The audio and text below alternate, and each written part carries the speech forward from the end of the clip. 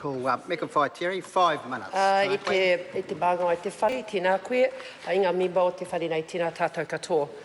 Mr Speaker, I'm pleased to take a call on the Housing Legislation Amendment Bill, and when I got word from our whips that we were having urgency, I was quite excited. I thought I would come down and hear that this government is finally listening to the cries of Labour and many of the people we represent, and introducing a bill that addresses Kiwi Build, for example, building 100,000 affordable homes. I thought, geez, I'll be coming down and standing up in support of that, or a bill that would eliminate speculation in our housing market. Maybe that would have been a good idea. Or hold on, what about extending the bright line test for another 5 years so we can take the pressure out of the housing market? I thought I was coming to the House, sir, to stand up and support that. But unless I come here and I read, and it is unfortunate, sir, because generally when we get to second readings,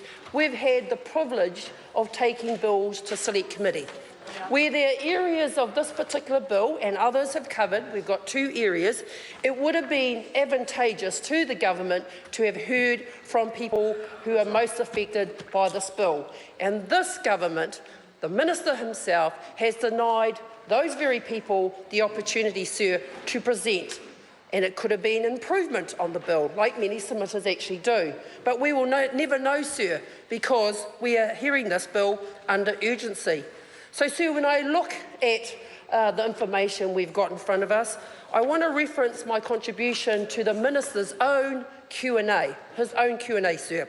And the question he answers is, why has this been extended by 3 years?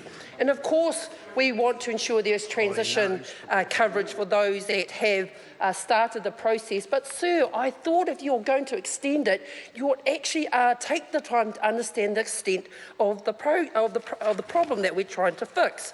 Now, under the Minister's own question, what happens to social housing areas that have not lodged consents for qualifying developments before 16th of September 2016? So those that have been gazetted before and have yet to get consents will be disestablished. And then those that have been lodged after the 16th of September 2015 have 12 months to lodge. That sounds all very good, sir.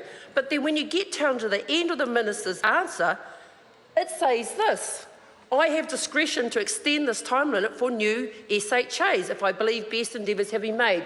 That, for me, undermines the decision that councils have around giving those consents, sir.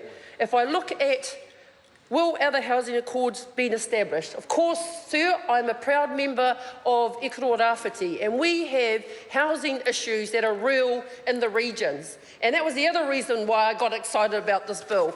I thought finally this government was going to deal with the issues in the regions where we are struggling to house our people. And by way of example, sir, 377 homes in the Hawke's Bay have been flogged off.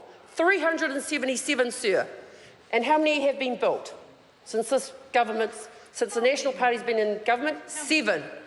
7 homes.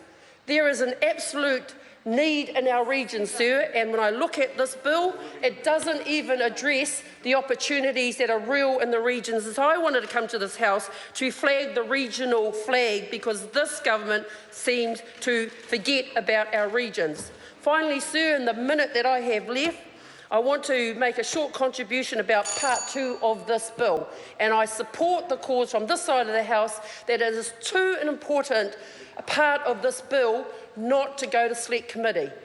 Not to go to select committee. Now, there's only a very short explanation from the Minister's very own question and answer around why do we need to change the Housing Act. And, sir, I've read the piece, the clauses in the bill. It talks about existing treaty settlements will be protected, but what about the future ones? What about the future ones? And I listen intently to all members on that side of the House to hear how we're going to safeguard future treaty settlements under this piece of legislation, sir.